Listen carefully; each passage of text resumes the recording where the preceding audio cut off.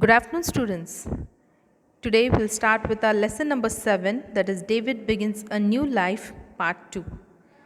This is a continuation of the earlier lesson, that is David Begins a New Life, lesson number 6, Part 1. This is our first session. The author of this lesson is Charles Dickens.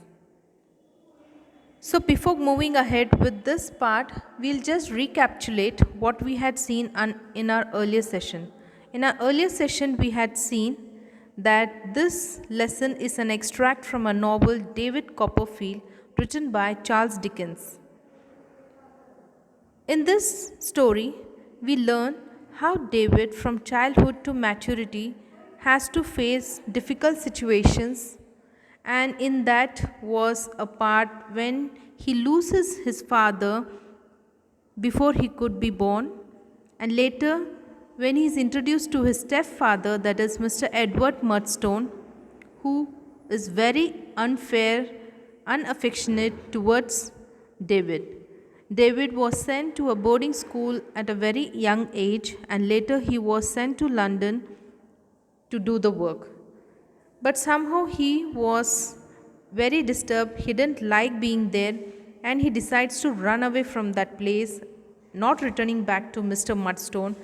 He decides to search his aunt Betsy, who lives in Dover.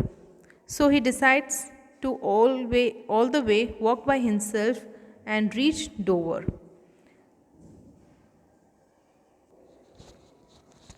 So he decides to go all the way to Dover.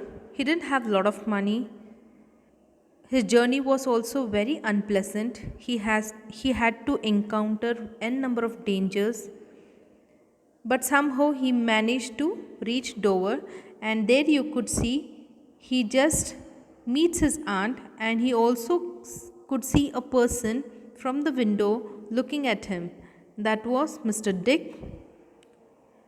Dick was a person who lived with Aunt Betsy for past 10 years. Initially, Aunt Betsy couldn't recognize David, but soon she understood that this was the boy whom she was talking about to Dick, and she was she was expecting him also. David explains the situation, how he had to face Mr. Murdstone, and how he used to put him to an heavy work. Everything he started explaining in detail. Aunt Betsy took David inside the house, made him comfortable by giving him warm clothes and giving him good food, and the most important, the love and care which he was missing for all his childhood days. But Aunt Betsy, one day she wrote a letter to Mr. Murdstone to come and visit her place. And when they came, they looked very furious at this boy because they thought that he was totally indisciplined, and he tried running away from his house because he was told to be polite, and he was told to be more he was told to be behaving properly. All these things were thought that this was taken other way, and these both were very angry. These both are Mr. Murdstone and Miss Murdstone, that is his sister. But Aunt Betsy was very clear that she was not ready to send David with them back, because their attitude towards David was very bad and ill tempered. So they decided to keep David with her and be as a guardian also. She also requested Dick whether he could be a guardian, joint guardian with her for David. To this, Dick was also very happy, and they both decided to be his guardian. Looking at this decision, David finally could find some happiness in this house through Aunt Betsy and Mr. Dick. So from there we are going to take the lesson to the next part. Now he is quite comfortable with both of them, and now Aunt Betsy decides that he should be educated, because it was very important that he should be educated so that he can be independent in his future. We'll start with the lesson. David begins a new life, part 2. Mr. Dick and I soon became good friends and often went out to fly his huge kite. I began getting closer to Aunt Betsy too. David, she said one evening, we must not forget your education. After a pause, she asked me, will you be happy if I send you to a school in Canterbury? So now one day, one evening, they have a discussion regarding his education and they decide that is Aunt Betsy ask him whether is he comfortable if he is being sent to school and which is not in a local place, it is somewhere far away and that is Canterbury. Canterbury is a place. To this, David replies, I replied, yes, I certainly would, and it is so near to your home. So it was decided that 2 days later we would go to Canterbury. So even David was comfortable with the decision and they decided to move to that place. As we left, my aunt informed me that we would first visit Mr. Wickfield, an old friend of hers. He was the lawyer. So here, before going to the school, actual school, they decide to visit this place where her friend lives over there, and her friend is Mr. Wickfield, who is a lawyer. So let us see why do they want to visit a lawyer. He was the lawyer and steward of the estates of a rich and affluent gentleman of the country. Now, who is a steward? Steward is a person who looks after someone's property. Okay, who a legal kind of decisions should be given regarding properties. So, Mr. Wickfield did the same job. Who looked after the estates of rich and wealthy people. Affluent means wealthy. When we reached Mr. Wickfield's house, we were welcomed by a man called Uriah Heep. He guided us to the room where Mr. Wickfield was present. So when they reached the particular place, the first man whom they met over there was Uriah Heep. He was a caretaker, a housekeeper, whatever you could say. He was the person who guided them inside the main hall. Well, Miss Trotwood, what brings you here? Mr. Wickfield inquired. My aunt replied, I wish you to draw up adoption papers for my nephew, David here. In fact, he is my grandnephew. I also want advice on a school in Canterbury where David could be taught well and treated well. So now, here is the main thing. Why did she visit the lawyer? She actually wanted to make an adoption papers. What an adoption thing? Adoption is a kind of process which has to be done when you want to make a person as a member of your family. So these legal procedures are important, and now Aunt Betsy, who is going to be a legal guardian, decide to do it all this legally. So she wished her friend to help her in this matter. Mr. Wickfield thought for a moment and said, the best school in the district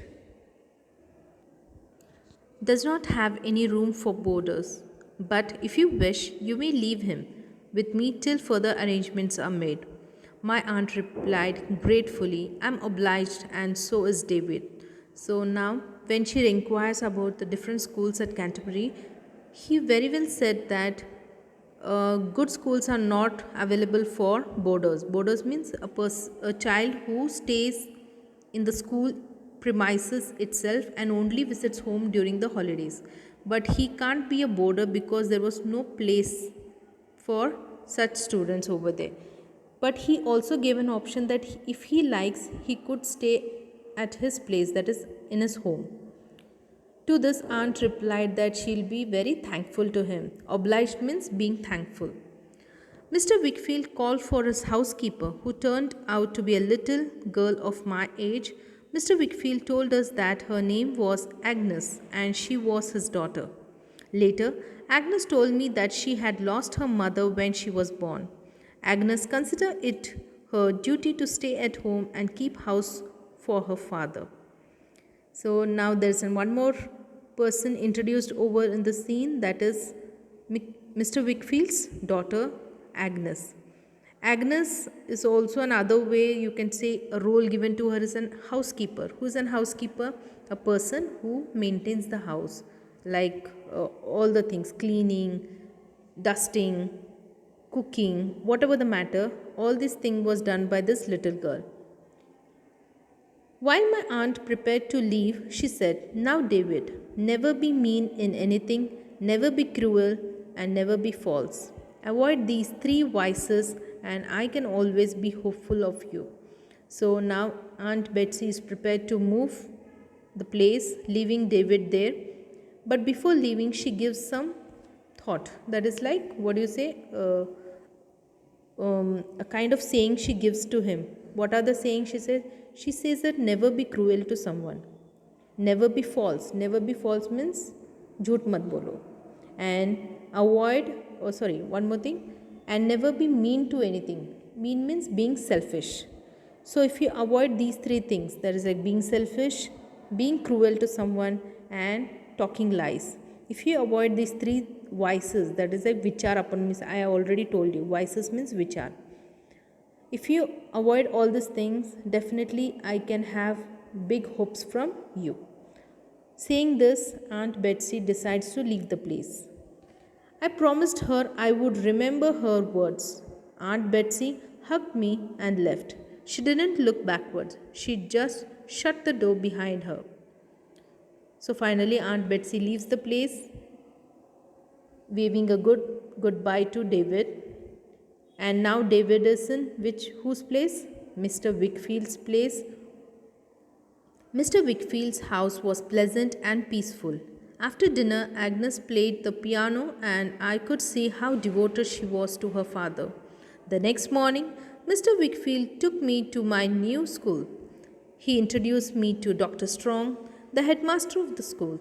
The head boy Adams showed me round and introduced me to the masters. I was quite at ease but very conscious of.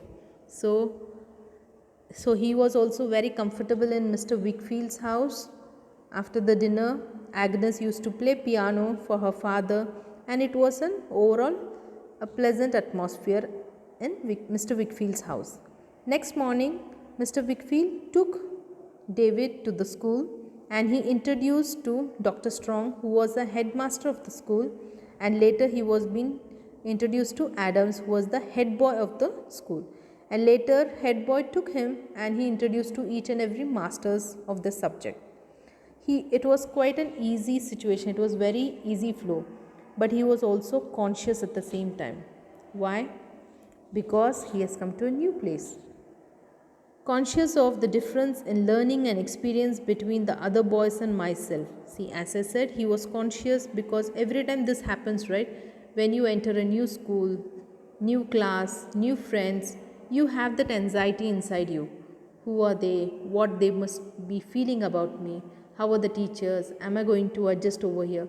All such feelings were mixed up in his mind, and he was very much conscious when he was in early days of his school. That evening, Mr. Wickfield asked me again if I thought I should like to stay on with them. I told him that I would like that very much. So now he decides to stay at Mr. Wickfield's house because he liked staying over there. On the way out to school the following morning, I encountered Uriah Heep sweeping the steps outside the house. "Good morning, Master Copperfield. I trust you will have a good day at school." "Thank you, Uriah, and I hope you will have a good day with your studies in law. I suppose you are quite a lawyer." So finally he has stepped out to go to his school, and here Uriah Heep, who was the person, he wishes him luck that his day goes on very well, and now he is on the way to school. "Me, Master Copperfield? Oh no, I am a very humble person. I am well aware that I am the humblest person going." So here these are small exchange of words between the David and Uriah Heep, who are trying to give respect to each other, giving by exchanging good words to each other. So, other be where he may. Likewise, my mother is very humble person. We live in an humble abode, Master Copperfield, but have much to be thankful for. So these are some words by Uriah Heep.